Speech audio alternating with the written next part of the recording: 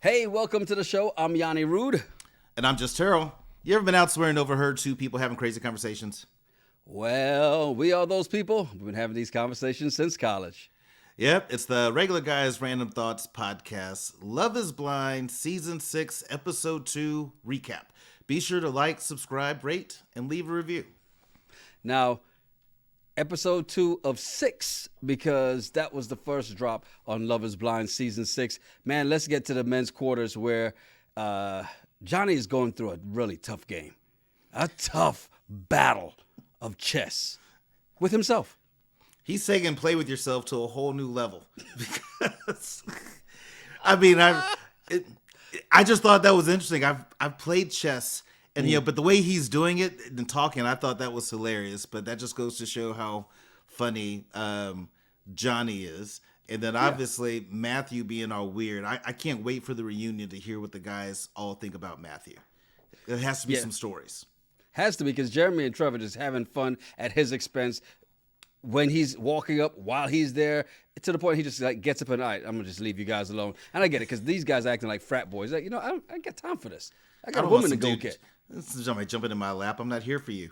Exactly. So I don't blame Matthew for getting a little pissed about that. And then, of course, the guys start getting a little chatty, sharing who their top choices. I mean, Trevor immediately all in on Chelsea. Mm-hmm. And then Jeremy's top two are Laura and Saran. Now, speaking of Laura and Jeremy, we get to see them on a date. And as soon as she walks in, she's like, who's this, Sarah? And then she's like, no. And Laura, I'm just playing. And he plays it off pretty smoothly. He tried to play it off pretty smoothly, but I was like, no, dude, you messed up. We knew he messed up, but I think he fooled her. Yeah. But, that's what happens. Guys that, in his words, fuck with Hawaiian shirts, they do stuff like that. They bond on their OCD-ness and not wanting dishes in the sink overnight. And I think that's where you get to see these two kind of get a little something together here, right? Yep, it is. And this is where I started to like Jeremy, because you've been to my house. I'm the same way. Dishes need to be out of the sink. The house needs to look immaculate. I'm like, okay, Jeremy, you and I are aligned. And Laura, all three of us, we keep our houses the same way. And I'm like, okay, I like people like that.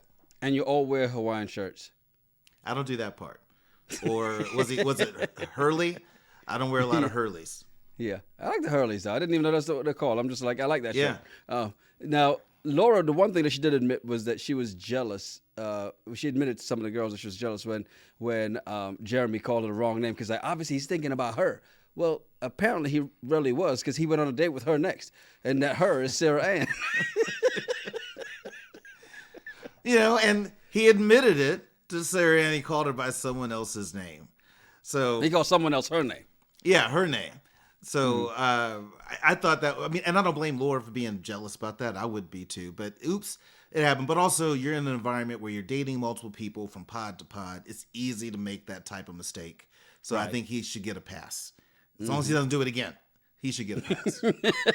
What'd you think of him asking about the living arrangements? Because it felt like a sort of mini flex, then pull back of the flex like, hey, look at my Ferrari. Oh, it's a rental, by the way.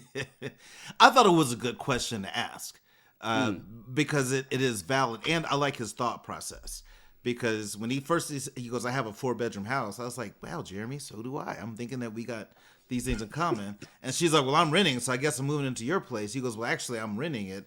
I sold my home. So I do think he flexed there to be like, look, I sold my home, so I've been a homeowner. But I like his logic that he wants to get married and then find a home together. So that way someone isn't moving into someone else's house. And I think that's smart. It is. And it's a great philosophy. I always like that kind. And therefore you don't have a come in and change in your house. You feel some type of way, your favorite saying. Instead, you just feel like, okay, let's choose this place together and let's build it together. I love it. Right. Then we're back in the women's quarters. And AD I'm still mad at her, man, because she heard at the end of the last episode, right? She heard Amber talking about what Matthew said. She didn't say anything then. And you said nothing wrong with that. But now she's talking to Alejandra, and she's telling her that Matthew said the same things to her that he said to Amber. how is she not wrong for not going to talk to Amber about this? Because maybe she doesn't have a close bond with Amber, but she does with Alejandra. So that's her ladies' lounge partner that she can share and open up to. Because if you watch the way the ladies kind of click together, you start to see them. And every time we've done Married at First Sight, you see the same cliques of people talking to each other. This is Love is Blind. So I'm thinking that, I'm sorry, Love is Blind. Too many reality shows. It's a blur. After this weekend, it's a blur. But the ladies always kind of click together. So I think maybe that's just her buddy. And she's just venting, someone that she can confide into. Did you notice, though, after all of this, she's now reconsidering Clay and she's ready to try and fix him because at least he's honest about the BS he's putting her through? Yeah, well, and that's just it. If you other ladies are saying, he admitted that he's not a good person. Okay, that's all the information that you need right there. But she claims that she's Captain Fix-A-Ho. So she thinks she can make it better. Go for it. And here's what's funny. What's interesting about her dynamic with Clay is like all the guys she normally dates, and it doesn't work out. So why are you going to this experiment to go after the same type of person you date outside of this experiment? And the interesting thing is that she can identify that he is the same kind of person, and she hasn't even seen him yet. Right. But she's interested. So of course she is. We shall see. But now she has a meeting with Matthew next. Let's see if there's any pulsing that happens in this date. I don't think so. I think that pulse is dead because at least she confronted Matthew from the very beginning about the conversation. Like, hey, look, I heard some things. And he immediately knew who she was talking about. Amber. And she's like, or what we call white Amber. And then black Amber Desiree. And he said what he said to AD is not what he said to Amber. And we never see footage of him talking to Amber except when they first met. But what I want to find out is, since everything's recorded, because he even calls it out. He says, I didn't say the same thing. He goes, and look, we're being recorded, so at least there's proof. So I'm hoping at the reunion they bring a clip of him saying it to Amber and also saying it to AD, and then go to Matthew and be like, hey, okay, serial killer, what's up here? Well, here's proof. His actual part of saying he didn't say the same thing was, well, I said this about your mom and about telling my mom about you. I didn't tell her that. That's the one thing, because that's the only thing she didn't say. Everything else, she said almost verbatim what we heard him say to AD. Amber said that he told her. So there's no question he said the same thing. He was like, oh, Audible, let's add this line. Yeah, add a little something extra to make it different. But as we always say, let's check tape. Show us. Check the tape. Check the tape. Show me. And so Matthew's telling her that he was ready to leave with her last night, and of course he said the exact same thing to Amber, white Amber. And so now he says, I'm going to make my decision by tomorrow. And I'm like, this dude's just running game. Yeah, but he also said that if he had to make a decision today, he would choose AD, but I'm going to make a decision tomorrow so I can unchoose you by then, okay? So AD is on to her next date, this time with Clay, and he comes in hot, apologizing for their last date. Because if you remember, episode 1, he's like, it doesn't matter how good our emotional connection is. I need to know how you look because I need to be super turned on when we meet walking down that walkway as we come out of the arches. And he knew he came in, he was a little offensive there, so he came in and apologized. Good start, because you left a bad taste in her mouth from that experience. And so now the way things are going with Matthew, this is your time to try to turn it around. Then he starts to open up more, say I was a nerd in the past, I need someone to believe in him. I'm getting really like weird, jealous, creepy vibes from that. If that's your things, I need you to believe in me. I need you to pretty much hype me up and do all this stuff. Right. Then if you start liking someone else, now I'm going to have a problem with it. And then we see that once he gets mad, when he finds out that AD is also connecting with Matthew. And his jealousy comes out. Well, first we see the jealousy just when he asks her, does she have a connection? And once she says yes, doesn't even say who it is yet, he gets jealous immediately. So it's not even about Matthew yet. He sees because he starts pacing, and then when he's like, well, who is it? And she says Matthew, and he reverse paces. Yeah. I think that dude has some issues because now I think he's not upset the fact that she has another connection. He's upset because he feels like your other connection doesn't compete with me because I am Clay. How can you like anything else but this? And that's what he has in his head. And maybe that's what his dating life has been. I don't know. But he really went to a whole extreme. And then as she's trying to open up and explain it, that's when he says, hey, what you just said has nothing to do with me. Yes, it does. It has everything to do with him because that's why, again, the fact that she was interested in someone else was an issue for him in the first place. Yeah. Then when he finds out who it is, because he was like, Matthew? Yeah. That's the part. Now that took him over the edge. He even admitted that his ego was effed up over that news. But it was already a little jolted, and he was a little jealous because she was talking to other people, even though that's the process. It is. It's a reality dating show. This is the process y'all are supposed to be in. So then he's pretty much pissed and wants to take his G.I. Joes and go back to the men's lounge. But now he's wanting her to say something to validate his feelings or help them know that it's going to be okay and all that type of stuff. And she said, sorry, I can't give you what you needed. And he says, is that all you got? I'm just thinking, dude, you were just rude. He irritates my wife so much, man. She can't stand him. Yeah, he's just rude. I'm like, what is your deal? But I think it's because his ego is so inflated and everyone tends to swoon over him that he just can't believe she's going to want someone else or even consider someone else besides him. So, you know, his ego is really hurt because when he gets back to the lounge, he's telling Kenneth and Drake, hey, you know, you really got to look out because Matthew, that's a sleeper agent. Yeah. So, I just think this Clay guy, again, I'm keeping my eye on him because I just have some concerns, but we'll see how this all plays out. So then Amber gets back into the lounge. I'm sorry, AD gets into the lounge, and she's just talking about how, you know, all these guys are making me cry today.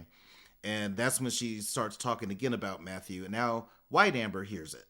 And she's just like, excuse me? Yeah, so she jumps in. She finally gets in there.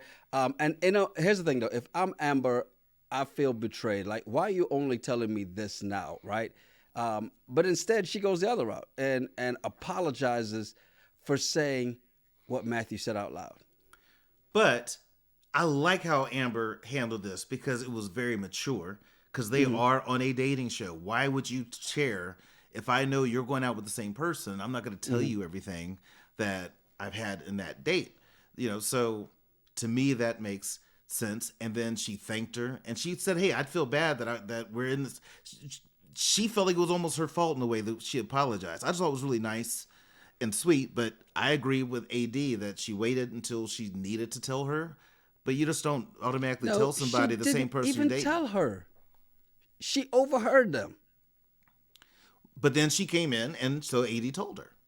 Yes, AD's still wrong for that. If you and me were dating the same person, do you think I would tell you details of the date? I didn't ask for details, but if you heard that this were the exact same things that were said, then you should say something about it. Because to me, she comes off shady. And it's not even about, oh, well, you got it. If she had never, ever been sitting there in the car, she told her. Yeah. She didn't overhear her telling somebody. She was sitting there in a conversation with her. And she sat there shady as hell and didn't say anything. And that's the problem I have. I got you. And by the way, I would have told you the details of the date just because.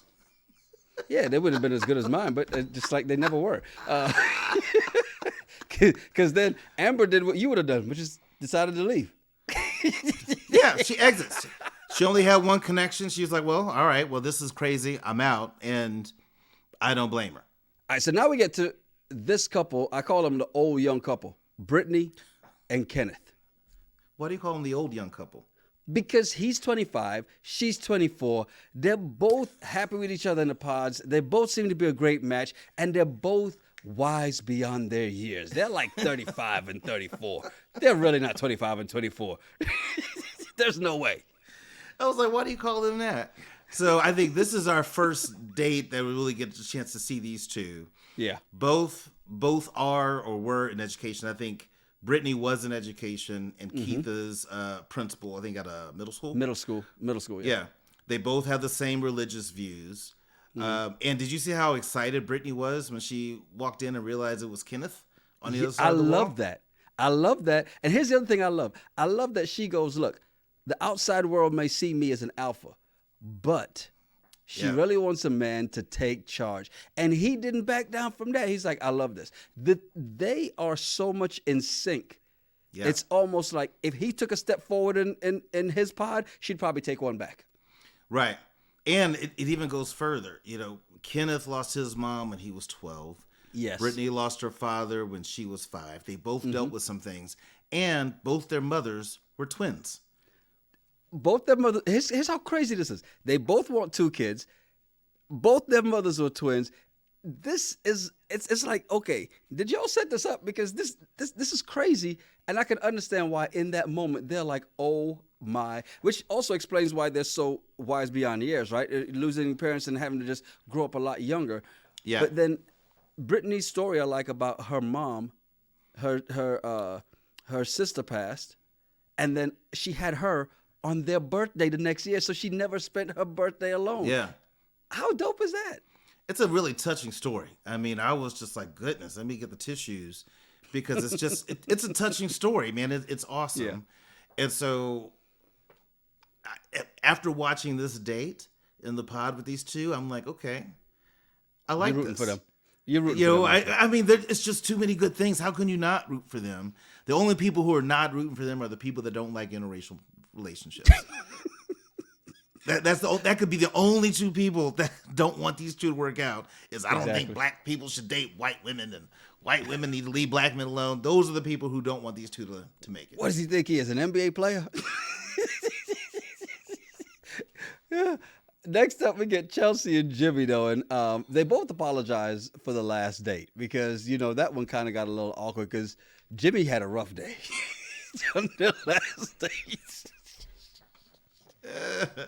He got a lot of bombs dropped on him all at once.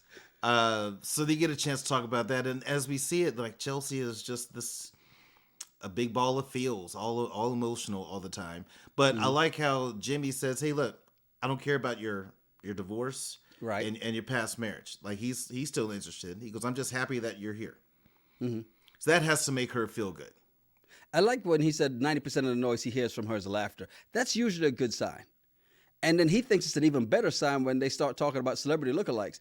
And she says, what's MGK's hers? Not wife. I think it's his girlfriend. He goes, Megan Fox?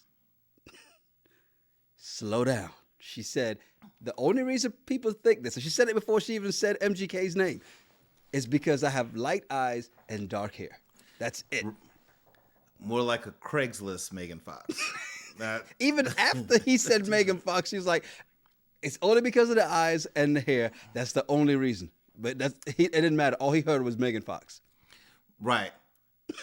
So if I recall the movie Friday, and Smokey is talking to a young lady on the phone, and she says that people say I look like Janet Jackson. And then when she showed up, because what did Smokey have in his head the whole time? Control. He had Janet Jackson. I think that Jimmy, in his mind, when she said that, anytime he thought about Chelsea, he's picturing all of Megan Fox, not just her eyes and hair. So I don't think that she purposely tried to mislead him. She didn't. But that is something you probably shouldn't say when you're dating people on the other side of a wall, that they have to go 3 more days to only think about it. That's why you don't ask that stupid ass question. She asked the question. He did. Okay, so that's why she should have never asked that stupid ass question. She brought that up. He didn't ask she asked him, what celebrity do you look like? And he said, yeah, people say, I always get, I don't know her name, but think it's, MGK's wife. He's like, Megan Fox? Yeah. But she also brought said, that up. But she's, okay. We'll leave it alone. Did we ever hear his? Because I'm thinking Forrest Gump. Okay, no. I'm just making sure we didn't miss it. We didn't hear his, but yeah, we heard hers loud and clear that she looks like Megan Fox. No, she said eyes and hair, that's it. He just didn't hear that part. And so much so that when he goes on this next date with Jessica, it's like, it's obvious. he's still got Megan Fox on his mind. He is not even thinking about Jessica. No, he's not. And Jessica's beautiful. But again, this is why I said that Jessica should right up front say I have a kid. Because if Jimmy's not interested, that gives him his out. And then everything is fine. So they start to have this conversation. And I would say they're both opening up a little bit more. Yes. Right? They did. So he kicks it off first. So he has 5 siblings. His older sister was adopted and starts talking about that. When he says that, Jessica's like, oh, wait a minute. Did you say adopted? Mm-hmm. Let me tell you my story. Mm-hmm. And her story is heavy.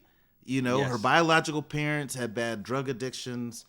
She was in, her mom kind of had a bad relapse. She was in foster care for a couple years till her dad got out of prison. And then the dad committed suicide. Then she goes back to foster care, was adopted by her foster family. And then luckily they adopted her before she got pregnant, because if she was pregnant still in foster care, then her daughter Autumn also would have went into the system. So it wound up working out. But as I'm hearing all that, I'm like, that is a lot for any guy to hear. And everybody has something. Everybody's gone through something at some point. But oh my God, that's a lot. In a situation where I have 5 days to decide I want to marry you, that's a lot. If I got to know you over the course of months and I heard that, bit different. Yeah, well, the thing that's still sticking in his head is 10-year-old kid, and I got Megan Fox on the other side. Baby Fox. Baby Fox. Yeah. I'm going with Fox. Yeah. Well, Chelsea is on another date. She's out with Trevor, right? And, I mean, Trevor's already in the men's quarter saying he knows who he wants to walk away with. Right. And they get in there and you hear they have so many things in common. We already know they have the dogs in common, even though a lot of people saying, yeah, she was kidding about her dog's name. That's, you know, even though his dog's name is Chelsea. But just even the fact that they both like to sleep with the AC on 60 to 65 degrees. No. Stockier people, right? I mean, I'm a hot sleeper, and so I like to keep it cold. I even have a bed fan that even when it's cold out, I still have air blowing between my sheets to help me stay cool. So don't knock that at all. But then when she's trying to picture him, the way she described him, I'm like, is there a hole in that wall? Like, how did you get that good? Because, I picture a large man, and she goes with short hair, but, you could have a mullet. And I was just like, what? Yeah. And then come to find out, she's a sucker for a mullet. And he's like, oh, are you okay mentally? Because who the hell likes a mullet? Everybody has their type that they like. I like how he joked about it, though. That was pretty cool. I actually kind of like these two together. I want to see these two be together, to be honest. I want to see Gaston, Chelsea, make it happen. Yeah. In the 60-degree AC unit house. Well, AD is good for TV because she's for the drama in the women's quarters, but she gets in there with Matthew, and as they're in the pot, they're kind of going through it, man. He comes in all shook up, all Elvis Presley. Well, I want to know, how did Matthew know Amber left? He probably comes in and tried to go on a date with her. Yeah. You think so? That in the pod, the producers came in and like, hey, Matthew, kind of like last season? Yeah, Amber, I'm sorry, but Amber's left. What happened? So he already comes in feeling bad the fact that Amber left, which I thought was weird that if you were ready to leave with AD just the night before. Liar. Why are you so upset? So I know he's full of crap. And I think it leads to some of the things that he said makes me think that it's because he hurt Amber on national TV. Right. Could be what it is. But AD is sticking to her guns and says, look, I feel like I was being manipulated a bit and that she was being played with. And then that's when Matthew breaks out the WWTs. Okay, I didn't like AD doing all the eye rolling and all that stuff because it's like, hold up, you're the one that was melting like butter at this guy's hands. if that's the case, just call. If you really feel like that, just call them out. Hey, you did this, da da da, and walk away. You had it in the day before. You didn't have to show up for this date today. You could have been like, nah, I'm not. Don't go in there rolling your eyes. That's all for camera. That's all for show. I'm not buying it. Had he come on heavy with her, she noticed his sniffling, and she's like, "Are you crying? It sounds like you're really, like this really affected you." Yeah, and that's where it gets even worse. It does, because he's saying that he's hurt because he never felt the way he does for AD, and I'm like, you really meant Amber, not Right. AD, but that's exactly. fine. That didn't sound right. But then he gets to this narcissist stuff. I believe, because I didn't know where he was going as he's having this part of the conversation. Right, I was really no one thinking did. that he was going to say, hey, well, look, she's gone. I'm all in on you. So he says that he feels America likes a good underdog. And he has all of America on his side. I was like, oh, my God. Where are you getting this from? Because before I even started watching the recaps, I already started seeing the name Matthew, and it wasn't positive. Yes. Exactly. Yeah, we've seen that pop up, and it's just kind of. But she rightly says he sounds devastated. And he's like, "Look, man. Well, he doesn't admit it, but he's just like, I'm out." Well, and he asked her, "Do you have another connection with somebody?" She says yes. So now at this point, he's using that as a reason to say, "Hey, well, you're a great person. I'm bowing out." And so he walks out the pod. Now this is where Netflix does that messy thing. He's walking out of the pod, goes back into the men's lounge, and as he's walking out, you hear supposedly his voice saying, "I'm going to go get Amber." I'm like, I don't know if he really said that. I think that was just edited crap. What do you think? I mean, he could have said it. He probably just didn't say it in that moment. He could have been so what are you about to do now? Oh, well, I'm going to go get Amber. They could have been him talking to a producer, and they just did that voiceover. Because when they use the voiceover, it's not like it's a separate voice. It's just their voice in a different setting, and that's why the mics sound different. That's a good point. I'm not saying you're right. I'm just saying it's a good point. I know. You never want to say I'm right, even though I'm always right. You can't handle it. Amy and Johnny, these two right here, man.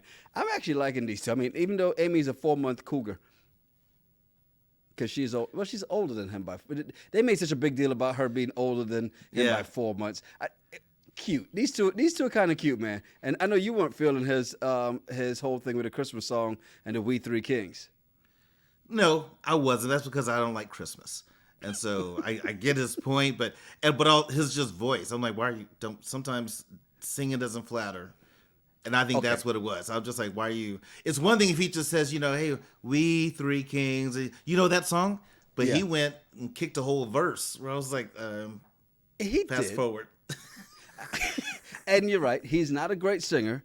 He's not even a good singer. He's probably as terrible a singer as I am, which is why I don't sing. But I get what he's saying. That's the song that gives him chills, and he has reasons for it. Like mine around Christmas time is A Few Good Men, Silver Bells. It doesn't feel like Christmas to me until I hear that song. So I feel him. And it was his way of trying to connect with her because she talked about their tradition in her family was celebrating the Three Kings. So I get it. But at the end of the day, he's being open and showing who he is. And I think that's a plus in this experiment because you're trying to get to know each other. Mm-hmm. And then Amy shares more about her personal, with her life. Her brother is on the spectrum and has ADHD. Mm-hmm. And the dad being a legal guardian, if something happened with her dad, she'd be responsible for her brother. So she wants a partner that's open to that, which, again, I think it's great that they're connecting and they're going deeper on a lot of stuff. Yeah, they're having some fun and being silly, but they're really getting some deep conversations. And then, of course, the tears come out again for Amy because she's also a big crier. Yeah. Well, the next time they're on a date, he slips up and says the L word. He says, I love you. And then they both turn into 12-year-old girls.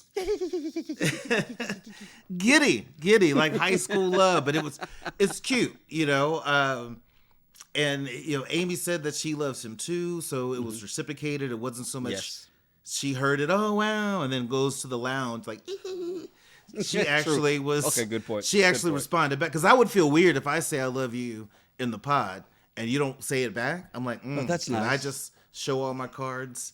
So I like these two. I like their connection. At this moment, did you think they could be the first engaged couple? I did.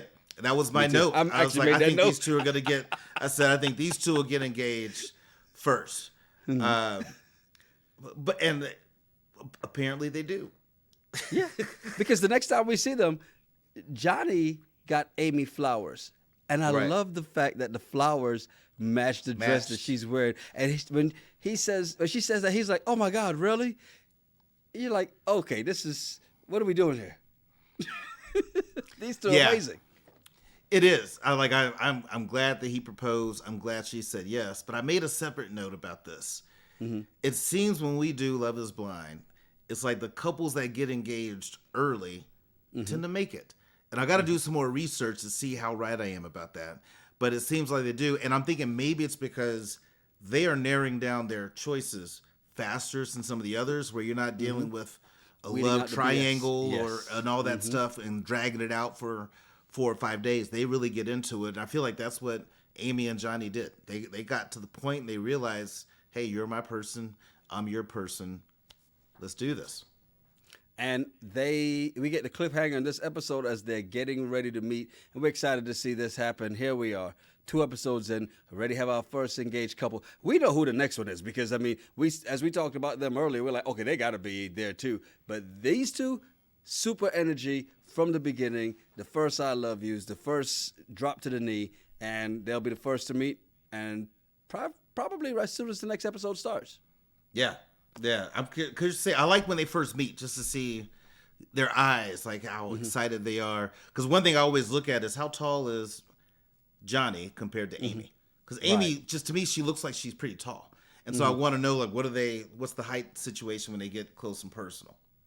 Well, we'll find out next episode. And look, excited for this season so far. I think it's looking good. We see a couple good couples here, and we see some drama already unfolding. So we'll get through the rest of these first 6 episodes by Tuesday. So make sure, if you haven't already, hit the like button. If you're not subscribed, please subscribe. And then hit the bell for notifications so every time a new episode drops, you can watch it. Yes. The notifications help because I have friends that text me, when are y'all doing this? I'm like, we already did episode 1. It's on the channel. Go look at it. Like, oh, hey, y'all did? I'm like, yeah, we did. It's up there. That's when you text them back. Subscribe and hit the bell for notifications. Hey, I'm Yanni Rude. And I'm just Terrell. Make sure you follow us at Yanni Rude, at Just Terrell, and at RGRT Pod. Yeah, send us some of your random thoughts, some of the bullshit you find on the internet. We'll talk about it on the show. It's the Regular Guys Random Thoughts Podcast. Cheers. Cheers.